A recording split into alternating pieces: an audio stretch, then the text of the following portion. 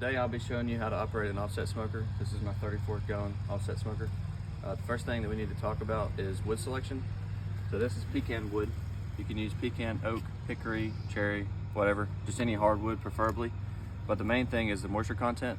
So this right here is roughly 10 to 15, and this one is roughly 20% moisture content. So you want to start your fire with the lighter moisture content because it'll burn better, be easier to start. And then you can do the majority of the cook with the higher moisture content because it'll burn longer. So the next step of the process is going to be lighting a charcoal bed. This just speeds up the process for the coal bed. This is a charcoal chimney basket. They have various sizes, but this is the one that I have. So you'll use this, and you'll use lump charcoal is preferred. Briquettes are just not as good, and I believe that they don't burn as long, and sometimes they have weird flavors. So lump charcoal preferably, but you just fill the basket up.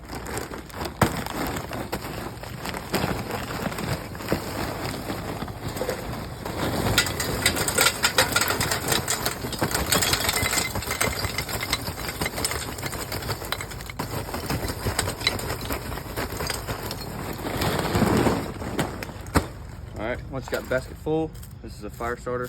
They make various kinds, doesn't really matter. I will say though, the tumbleweed fire starters are really good. I just don't have any.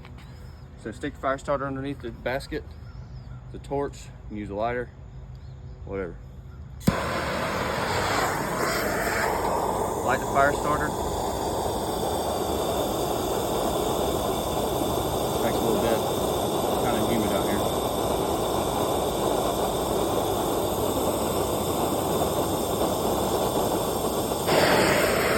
All right, it's lit.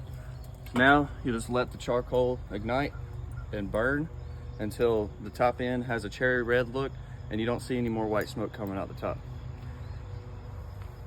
The next step of the process, once your charcoal has been burned down, as you can see, there's no more smoke, it's pure heat. There's that cherry color that I was talking about. It's time to go ahead and dump it into the firebox. Make sure you wear a glove because it's hot. Stand back. Not really ideal for this situation. All right.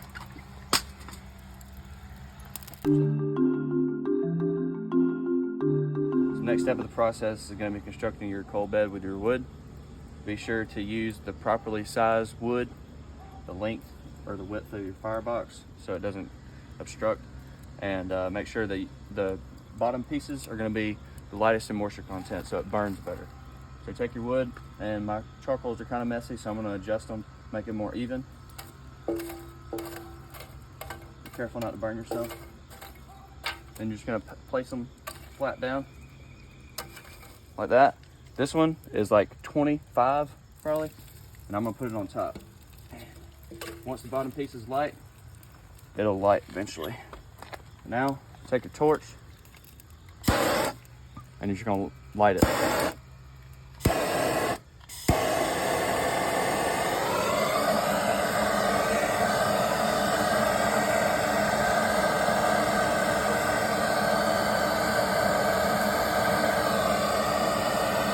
Alright,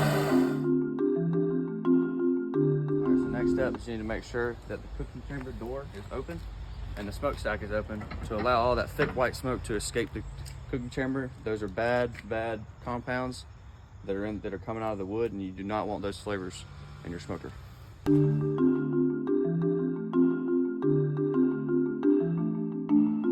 Alright, so I like to use a leaf blower to accelerate the burn. As you can see, it makes the fire go a lot better. This will create more heat, and it'll actually ignite the wood a lot better. Initially, it'll try to smolder, and it'll have a hard time starting. So if you use a combination of a torch and a leaf blower, you'll accelerate this process.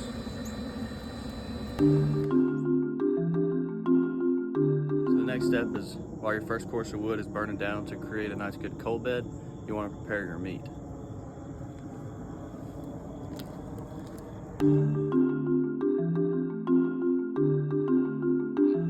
Alright, so the next step of the process is going to be stacking your wood on top of the firebox. It's really hot right here because the fire's inside. So what you do is you stack it on top to preheat the wood, get it closer to temperature so it'll ignite faster, and it'll make it to where you have more consistent temperatures. You won't have as much temperature fluctuations.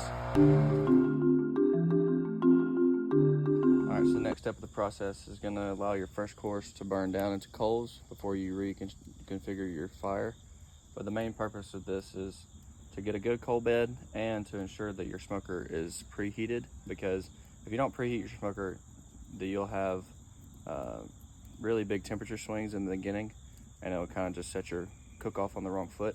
So if you preheat your smoker, you'll have more consistent temperatures fluctuations. So the next step of the process is once your first course of wood has burned and it looks like it's ready for the coals to be broken down. As you can see, it's mostly white, not much flame coming out. It lets you know that you can break the coals down. So you just break them up. And because my firebox bottom is flat, there's a certain way that I like to configure my coals to allow optimum airflow. So what I'll do is I'll take whatever I'm using to break up the coals, and I'll make a channel at the bottom of the firebox. And then when I stack my wood in here, I'll have a pocket of air that will allow it to have a good airflow. And you can just take your wood, lay it in there, just like that.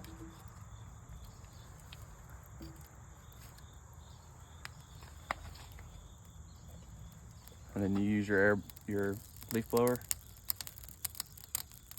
and you slowly just give it some air.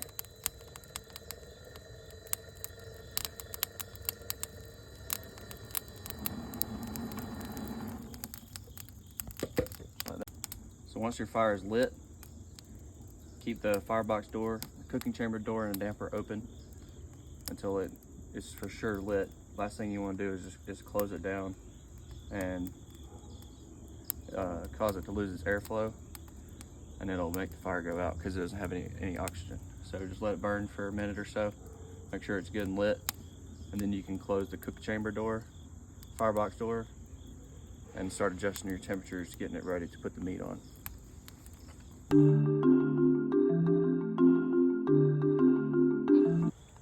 Alright, so let the fire light good, it's good and lit.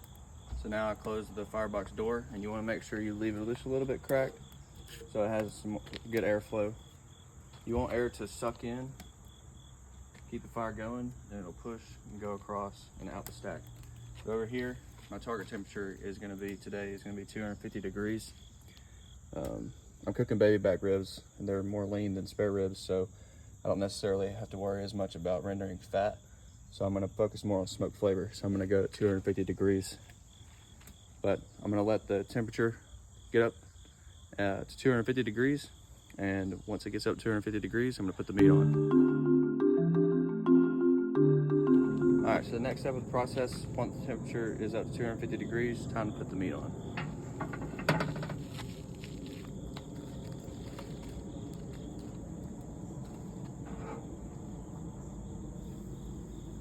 Be sure that when you're putting the meat on, that you're not putting it too close to the firebox, because typically the firebox is usually going to be the hottest side. And another tip is if you're doing ribs, kind of scrunch them up, because however they lay is however they're going to cook.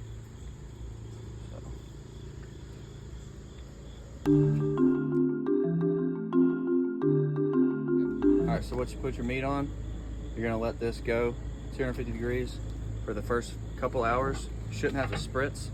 Once the meat starts to dry out, look like it's drying out on the surface, you'll have to spritz.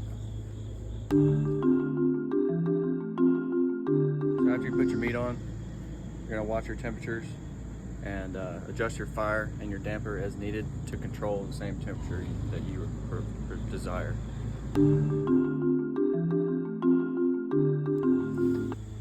Alright, so temperatures are starting to drop off, so I broke down the coals as much as I could, and now I put another log on there and I'm about to get it started.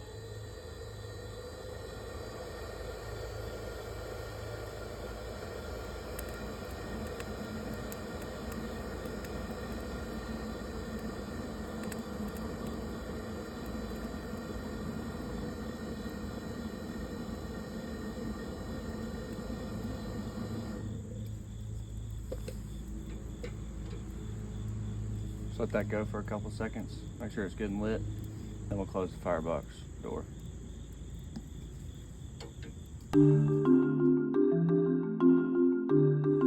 All right, so now that the fire's going, we're gonna go back up to the temperature gauge, and it's gonna accelerate as the wood lights are going for 250 degrees, as stated previously. And we'll just watch the temperature and watch our fire and adjust the temperature as needed. And you continue this process as you go through the cook. Same process. You may have to configure your fire a different way sometimes to get it to do what you need it to do, but it's just learning your smoker and fire management is the key.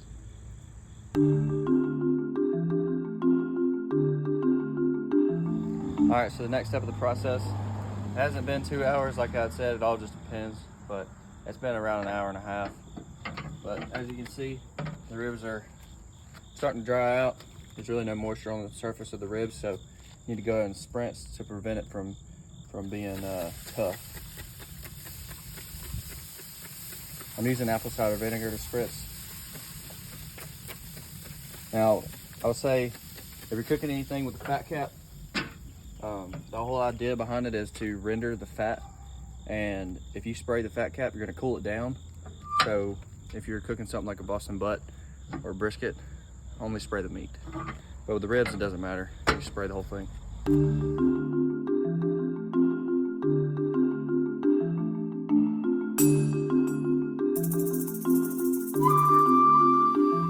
All right, so I've been maintaining 250 degrees for approximately 4.5 hours now, and the ribs are probing roughly around 175, 180 degrees.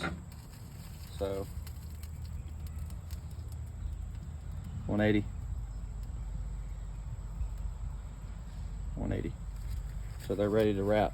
I'm going to show you the process that I do. That's what the ribs look like. I'm going to show you the process of what I do to wrap ribs.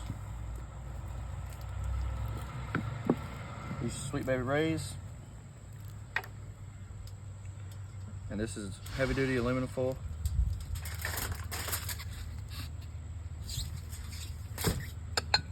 I like to double wrap the aluminum foil, because if you just do a single layer, then it'll tend to puncture and all your juices will run out. So then I use 4 pats of butter.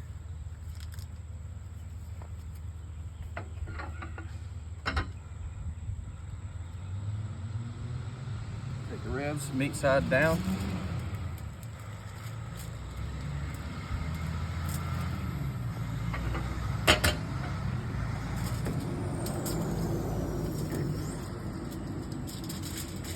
One layer at a time. Fold it over.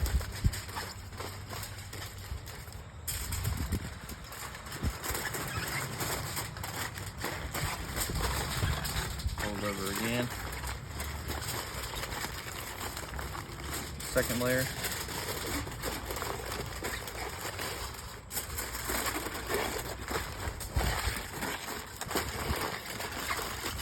Pack it tight. And we're going to continue meat side down back on the cooker.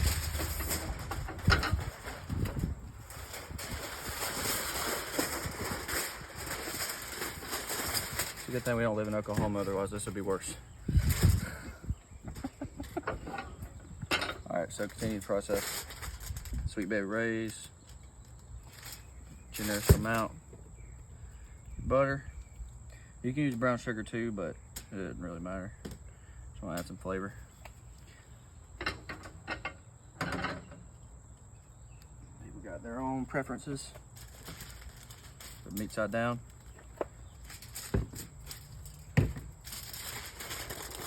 Fold it over. Fold it over. Fold it. Fold it. Fold it.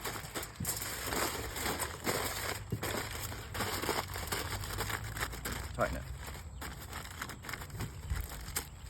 Meat side down. Back on the smoker.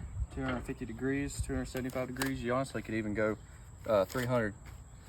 At this point, you're cooking in an oven, so because it's wrapped in aluminum foil. But this will help steam the ribs and it'll accelerate the cooking process. And they'll get done a lot faster. Plus, if you the ribs that tend to dry out along the way, or anything that you're wrapping, it'll help soften it up. All right, so we wrap the ribs at 180 degrees internal temperature, and we're gonna continue to cook them in the wrap until they reach approximately 203 to 205 degrees, or until probe tender. So.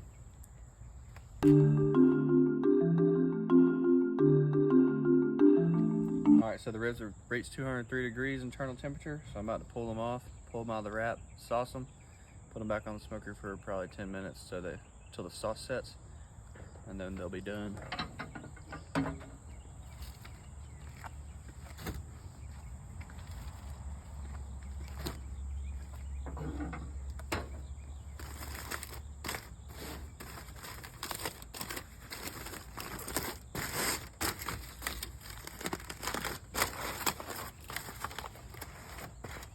Oh, tender. Yeesh.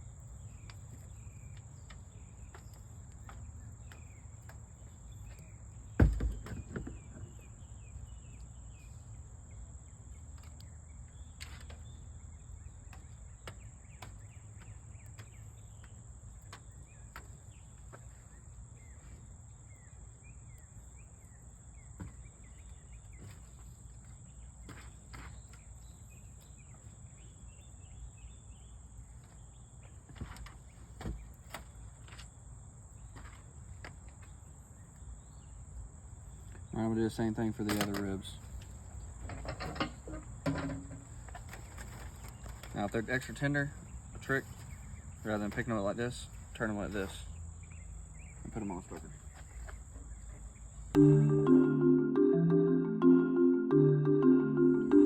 All right, so I sauced the ribs and they've been going for probably around 10 minutes, just long enough for the sauce to sit. And now they are ready to be pulled. And then they'll rest for around an hour, hour and a half. You don't want to cut them immediately, because if you do, they'll just dry out once they cool down. So now we'll just loosely hold this back up.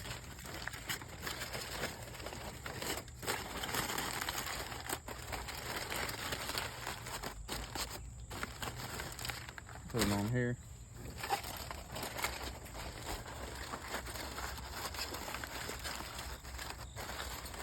And we're done.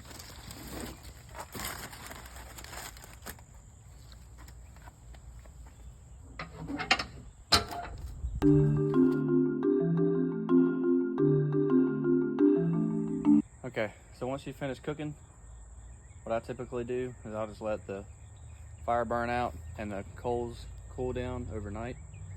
And I have this metal trash can here.